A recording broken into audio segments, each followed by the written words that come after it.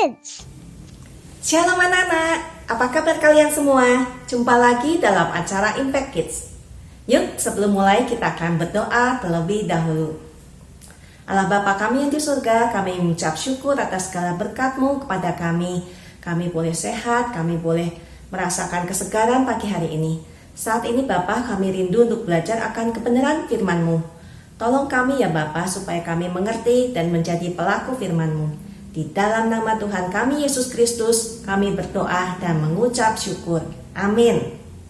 Anak-anak, pagi ini kita akan buka Alkitab kita dari kitab Amsal 14 ayat 34. Yuk kita buka, kita baca bersama-sama. Amsal 14 ayat 34. Kebenaran meninggikan derajat bangsa, tetapi dosa adalah noda bangsa. Kita ulangi lagi ya. Kebenaran meninggikan derajat bangsa, tetapi dosa adalah noda bangsa. Siapa yang tahu penulis kitab Amsal? Ya? Betul. Raja Salomo. Raja Salomo itu anak dari, ya betul, Raja Daud. Salomo menggantikan Daud menjadi raja. Itu ada di 1 Raja-Raja 2 ayat 12. Yuk kita lihat video singkat tentang Salomo berikut ini.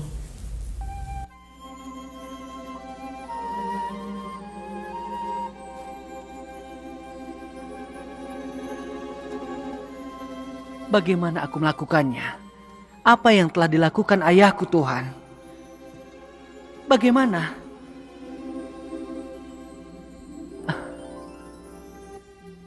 Solomon, bicaralah. Sebenarnya apa yang kau inginkan? Yang ku inginkan adalah, Tuhanku, hati yang penuh pengertian. Kau memerintahkanku untuk memerintah dengan kebijakan, tapi aku tidak bijaksana dalam melakukannya. Aku butuh kebijaksanaan itu, Tuhan. Solomon anakku, karena kau telah meminta kebijakan dan menggunakannya untuk hal-hal baik, aku akan berikan 3 kebijakan dan pengertian untuk itu. Takkan ada yang lebih bijaksana atau yang bisa melebihi kebijaksanaanmu, Solomon. Terima kasih.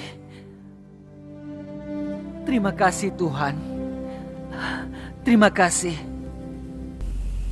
Ya, anak-anak, tadi dalam video Salomo meminta hikmat kepada Tuhan untuk memerintah bangsa Israel, dan Tuhan mengabulkannya. Itu bisa kita baca di 1 Raja-Raja 3 ayat 9 sampai 14. Berkat hikmat dari Tuhan, Salomo memerintah dengan adil, perlindungan dan pemeliharaan terhadap rakyat, kedermawanan dan belas kasihan kepada orang asing. Contoh orang asing di sini, Ratu Sheba datang bertanya dan dijawab semuanya oleh Salomo. Itu kita baca di 1 Raja-Raja pasal 10 ayat 1 sampai 7. Pemerintahan Salomo yang penuh keadilan meninggikan derajat bangsa Israel. Salomo itu berkuasa atas segala kerajaan, dari mulai sungai Efrat sampai negeri orang Filistin dan sampai ke tapal batas Mesir.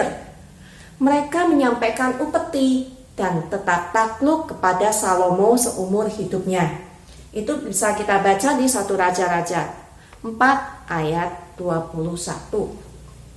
Jadi pada zaman Salomo menjadi raja, bangsa Israel itu tentram hidupnya, tidak ada peperangan, ya, pada ayat yang 25, 1 Raja-Raja 4 ayat 25. Itu adalah kebenaran meninggikan derajat bangsa. Salomo terkenal oleh hikmatnya dapat dari Tuhan yang mengabulkan doanya karena Salomo taat berbakti kepada Allah.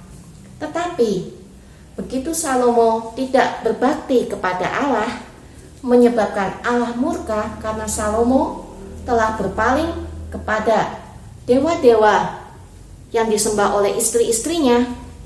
Istrinya Salomo itu banyak, 700 dari kaum bangsawan, itu dari bangsa-bangsa asing, dan 300 kundik.